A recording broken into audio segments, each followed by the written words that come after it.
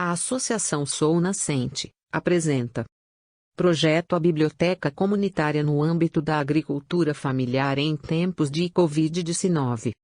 Conversa sobre racismo estrutural com Kátia Santos, especialista em economia solidária, tecnologia social e inovação, pela UFRB, técnica do eixo Autonomia, da Secretaria de Políticas Públicas para Mulheres do Estado da Bahia. E Rose Alves, publicitária, educadora social, da Associação de Comunicação, Formação e Práticas Solidárias Perola Negra. Olá pessoal, eu sou Rose Alves. Eu vou entrevistar Kátia Santos, que ela é técnica da Secretaria de Política para as Mulheres do Governo do Estado da Bahia. Ela vai falar para a gente agora um pouco sobre racismo estrutural, como é que se deu, como é que acontece isso aqui no Brasil, na Bahia. Ela vai falar de conceito e vai falar de práticas de racismo estrutural para a gente. Oi, gente. Agradecer primeiro o convite da Sou Nascente. Muito feliz de estar aqui, poder falar com o público da agricultura familiar, da economia solidária, que é um lugar de fala, né? Tanto meu quanto de Rose Alves, porque a gente pratica no nosso dia a dia, né, a economia solidária. Ela que é uma filosofia de vida, não é apenas um movimento, nenhuma política pública. É importante sempre dizer isso, né? É uma filosofia de vida, né? E também poder falar com vocês um pouco sobre o racismo estrutural, né? Eu sou mulher negra, mulher de periferia, moro de Velho Federação, nasci e me criei lá. Nesse mesmo lugar eu crio meus filhos até hoje. É minha comunidade que me projetou para o mundo. Uma comunidade de maioria de negras e negros, um quilombo urbano. Então falar de racismo estrutural é meu lugar de fala, porque eu convivo nisso diariamente, né? Então para mim é muito tranquilo transitar nesse universo. Por isso eu agradeço o convite de poder colocar um pouquinho o que eu penso sobre esse tema, né? Temos que aproveitar esses espaços, né, para a gente conseguir passar para a população, né? Com certeza. Esse assunto, para levar o povo à reflexão, né? Principalmente em tempo de pandemia. Uma pandemia que mostrou que morreram muito mais negros e negras. Verdade. O vírus não escolheu cor, mas o vírus matou mais o povo negro. E os fatos estão estatisticamente comprovados, e contra fatos não há argumento. Então, falando de lugar de pandemia, né? O racismo estrutural ele é um conjunto de práticas, né, discriminatória, que é institucionalizado, histórico e cultural. Isso é o racismo estrutural. É um conjunto de práticas. As pessoas reproduzem esse racismo estruturais desde o tempo que o povo negro foi escravizado. Isso é um fato. Tá? Então, é desse lugar que a gente fala. Todo racismo é estruturado. Não existe o racismo que não seja estruturado. Ele foi estruturado desta forma, para colocar o povo negro numa situação de inferioridade. Isso é um ponto. Um dos pontos cruciais do racismo estrutural, e dele como um todo, é a questão econômica, a desigualdade. Onde a comunidade negra foi empurrada desde a abolição da escravatura para os morros, porque foi negado ao povo negro, desde 1800, a condição de comprar terras naquela época. Diferente do que aconteceu nos Estados Unidos, né? Exatamente. E com os imigrantes, quando chegaram, ao povo negro foi negado o direito de... Existia uma lei que proibia o povo negro a ter terras, a ter bens. Assim como existia uma lei que proibia o povo negro de estudar. Então, se você não tinha conhecimento, não tinha o saber, a leitura, e não tinha terra, você não tinha nada naquela época. Então ele foi estruturado para deixar o povo negro numa condição inferior. Né? Exatamente isso. Isso é um ponto importante para a gente começar esse diálogo bacana entre a gente. Ele foi estruturado desde aquela época. Outro ponto que é bacana dizer é que foram criadas leis contra o povo negro. Por isso que até hoje as cadeias tem muito mais negros, porque a lei da vadiagem foi uma lei que proibia qualquer pessoa de estar na rua em determinado horário, portando algum instrumento, podia ser musical ou de trabalho, e o povo negro era que fazia isso naquela época. saía muitas vezes com facão, com enxada, para trabalhar. Com um birimbau, com um pandeiro, e inclusive com o instrumento musical, ele era elevado a cárcere. Ele era preso, porque a lei da vadiagem foi criada para prender o povo negro. Então é importante entender que vem desde os anos de 1800. Então por que até hoje se perpetua? Se a gente foi empurrado do plano para o morro, sem a menor condição de saneamento, de estrutura de vida sem terra, nós começamos a criar as favelas, as comunidades no alto. Porque o povo branco não queria a gente lá embaixo, no plano. Então, as mulheres negras, para você ter uma ideia, Rose, elas são empreendedoras natas. Por isso que a gente fala que as ganhadeiras, as mulheres negras, já faziam e praticavam a economia solidária há muitos anos. Não tinha um nome bonito de economia solidária, mas a prática já existia. Porque essas mulheres, muito antes da abolição da escravatura, já compravam as alforrias, trabalhando, vendendo quitutes, doces, cocadas, peixe frito na rua, com o tabuleiro na cabeça. E juntava dinheiro para comprar alforria de maridos e filhos. Então, já são natas, como mulheres empreendedoras.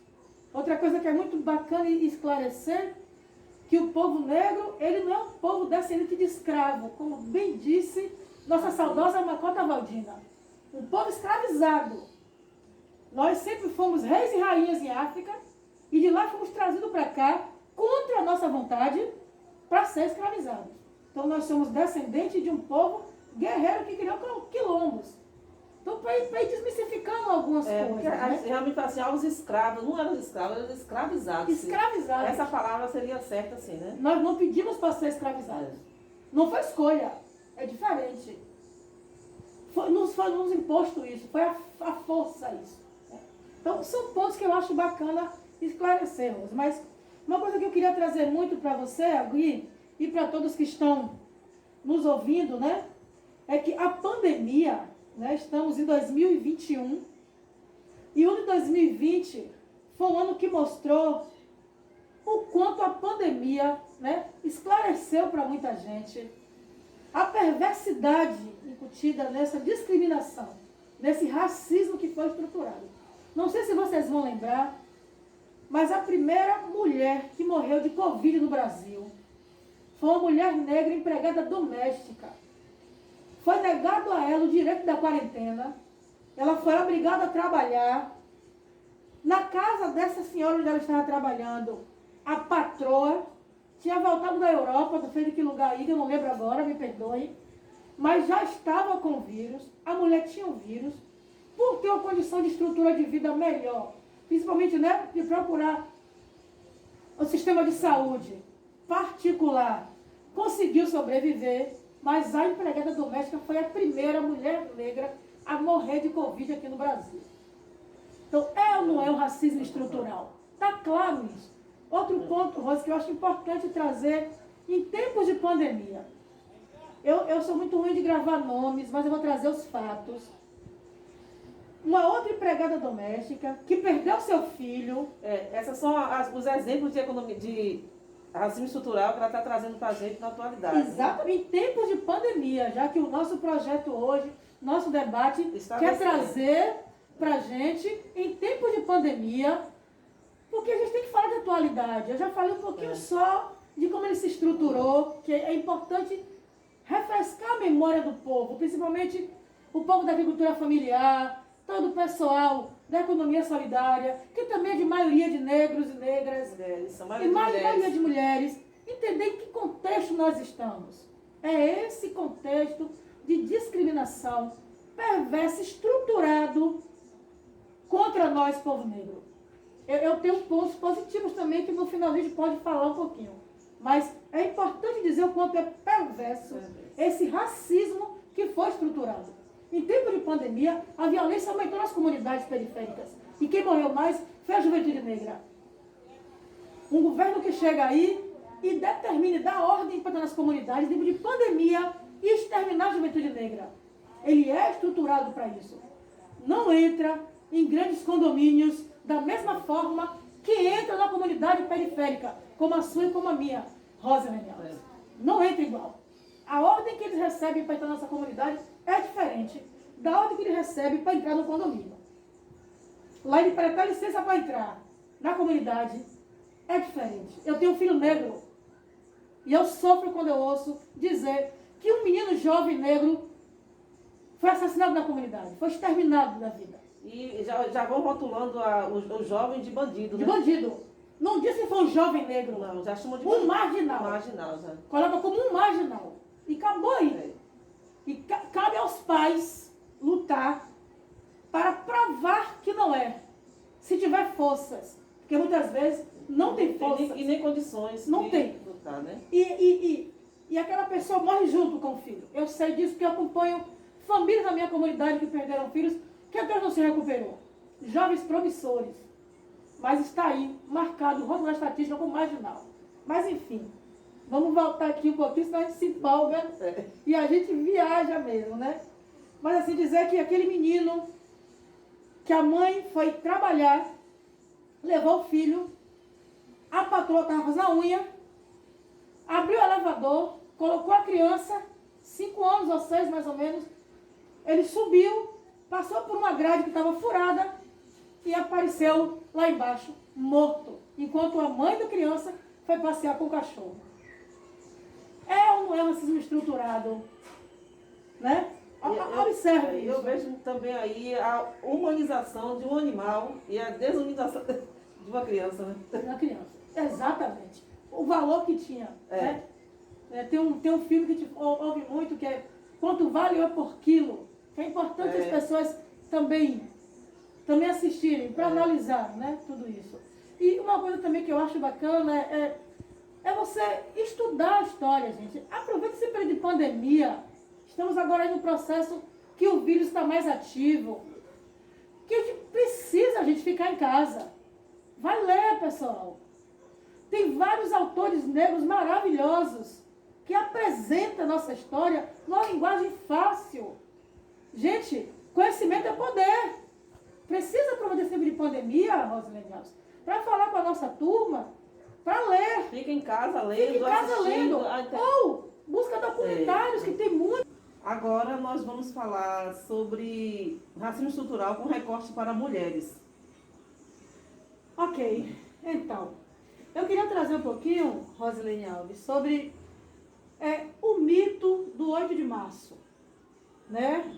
Pautando a questão do feminismo negro, tá? Como é que a gente do movimento feminista negro vê o 8 de março, certo? Isso trazendo muito da minha opinião enquanto mulher negra, desse lugar de fala de mulher negra, certo? Isso é uma coisa. Quando eu falo do feminismo negro, eu estou falando das mulheres de quilombos, das mulheres das comunidades rurais da Bahia, que em grande maioria as comunidades rurais são de mulheres negras. Então, as mulheres rurais, que é a mulher da agricultura familiar, da economia solidária, são em maioria mulheres negras. As marisqueiras, por exemplo, em grande maioria as marisqueiras são mulheres negras. Tem mulheres não negras? Tem, mas é menor. Se você olhar o recorte, a maioria são mulheres negras. Então, eu estou falando desse lugar. Vamos lá. O 8 de março, no ano de 1800, conta uma história que uma fábrica pegou fogo e por causa disso várias mulheres morreram e daí, porque elas estavam batalhando, né, em lutas pelos direitos trabalhistas, melhores condições de salário, de trabalho, uma jornada menor, pronto, ótimo, massa, palmas para tudo isso. Só que mulheres que estavam naquela fábrica em 1800 não eram mulheres negras, eram mulheres não negras. Então a gente pode chamar de mulheres brancas. Porque as mulheres negras, Rosane, elas estavam na casa dessas mulheres brancas, trabalhando ainda em condição escrava, sendo escravizadas. Essas mulheres negras, assim como eu e minhas ancestrais, naquela época, enquanto as brancas estavam lá, né, batalhando e lutando pelas condições de salário, as negras nem salário tinham. Não eram nem reconhecidas como gente. Estavam na condição de trabalhar para ganhar um prato de ração. Não era comida. Não era uma comida saudável como a da agricultura familiar. Como que elas até ajudavam a plantar e a colher. Não era isso. Eram as sobras do que os brancos comiam. Os filhos das mulheres negras ainda eram vendidos. E elas amamentavam os filhos das mulheres brancas. Essas mulheres negras eram estrupadas pelos esposos dessas mulheres brancas, donos das fazendas. E as mulheres brancas ainda mutilavam as mulheres negras. Porque as mulheres negras, para elas, eram bonitas. E aí, elas maltratavam e mutilavam e queimavam essas mulheres negras. Então, analise a situação, né, de horror e perversidade que a mulher negra estava, enquanto a mulher branca estava na fábrica batalhando por melhor condição salarial, gente. É por isso que o movimento negro, o movimento de mulheres negras, reverencia muito mais, e com ênfase, com razão, sabe? O 25 de julho, nós temos o julho como a nossa data, que é o julho das pretas. A gente não desfaz da construção histórica do 8 de março. Mas a data para as mulheres negras é o 25 de julho, de Teresa de Benguela, porque nos representa, sabe? É diferente. Existe um abismo de tempo entre as conquistas das mulheres negras em detrimento das mulheres brancas. Há uma diferença, sabe? Muito grande. Então, por isso que você vê até hoje que na pirâmide social, a mulher negra continua na base.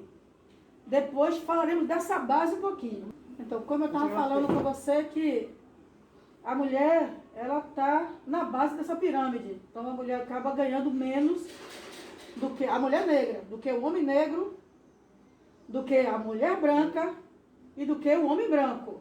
Só que mesmo essa mulher negra, na pirâmide, lá na base, quando ela se movimenta, ela vai se desenvolvendo, crescendo, evoluindo, ela balança toda essa estrutura da pirâmide.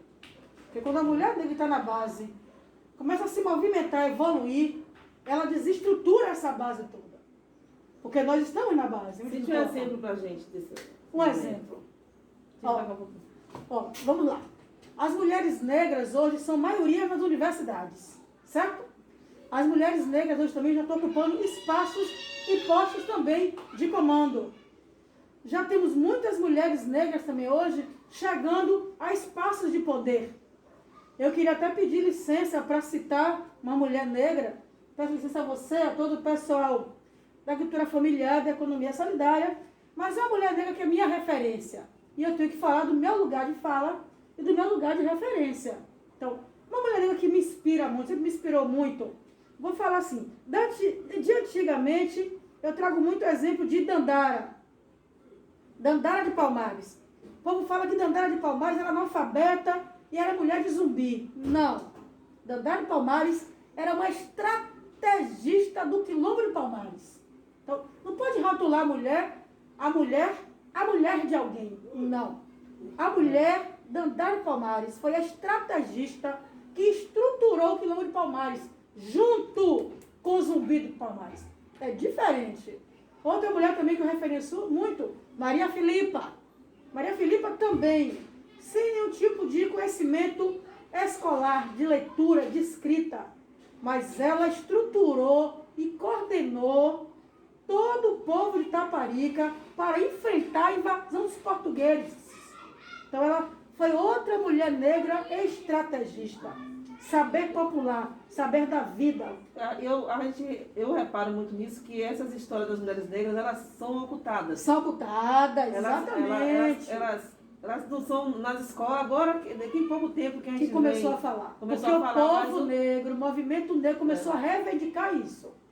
Não foi porque alguém bonito ou branco resolveu dar direito ao povo negro. É luta, é conquista. E aí eu trago para a atualidade, né? Eu trago uma mulher negra, que é a Olívia Santana. Eu trago uma referência atual de uma mulher negra que me representa. Bem, gente, continuando o nosso bate-papo sobre racismo estrutural, dessa vez à distância, a Kátia está em casa, eu estou sozinha em casa, por isso que eu estou sem máscara, ela também vai estar sem máscara. Nós vamos finalizar essa conversa e ela vai nos falar um pouco sobre os autores negros que ela está lendo, ela vai recomendar para vocês e vai finalizar o assunto com algumas questões que ela ainda não colocou no primeiro bloco. E nós, desde já, agradeço a ela por esse empenho, por essa dedicação com que ela trata o assunto que é o lugar de fala dela, né?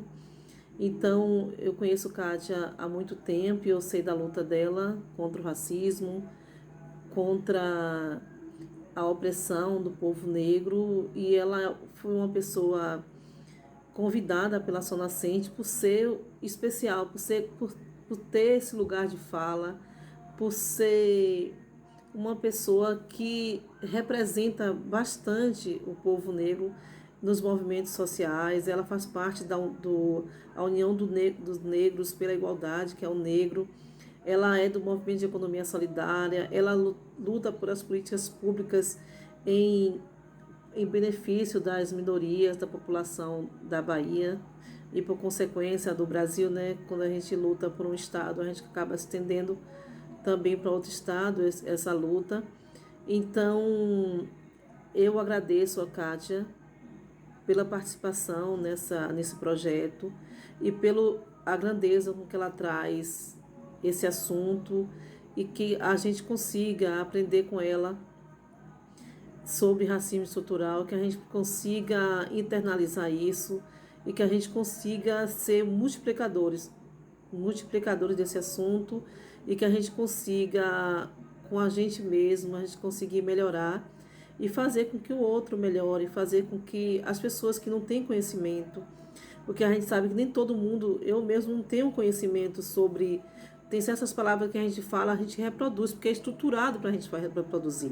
Então eu falava denegrir. A partir do momento que eu aprendi que denegrir não deve ser usada, eu nunca mais usei. E se eu ver alguém usando, eu chego uma pessoa com bastante calma, com bastante cuidado e falo, oh, essa palavra não pode ser dita. Aí eu explico por que não pode ser dita. Então, se a gente conseguir multiplicar o que a gente aprende em relação ao racismo estrutural, a gente consegue mudar a sociedade, um pouco de quem está perto de nós, e a gente consegue fazer com que as pessoas sejam multiplicadores. Então, eu fico feliz de poder participar desse projeto, de poder aprender com Kátia mais sobre esse assunto. Eu também já participei de muitas reuniões da UNegro, eu já aprendi muito com o povo da UNegro. Então eu me sinto uma multiplicadora. E cada vez mais que eu aprender, eu vou conseguir, com certeza, eu vou multiplicar e eu vou tentar dar o melhor de mim para conseguir não sei se eu consigo minimizar, conseguir fazer com que o racismo estrutural vá caindo, vá se destruindo, vá caindo aos poucos, né? Que a gente consiga mudar um pouco essa situação, porque realmente é muito difícil a gente ver a população negra sendo massacrada nesse país, a gente vê as pessoas, por causa da cor da pele, não ter oportunidade na vida. Eu já participei de vários momentos que eu já vivenciei muito o racismo, de ver o racismo de perto. Eu já vivenciei, eu sei o que é, eu não consigo sentir, como Kátia disse, você tem uma tez branca, você nunca vai conseguir sentir o que um povo negro sente. Realmente é muito difícil. Então, eu espero que a gente consiga trazer esse assunto para a reflexão das pessoas, da população de modo geral, que possam, cada um de nós, a gente conseguir multiplicar, a gente conseguir acabar aos poucos com o racismo estrutural. É muito difícil, foi muito bem estruturado, mas eu creio que com a população unida a gente consegue. A gente consegue diminuir um pouco, pelo menos.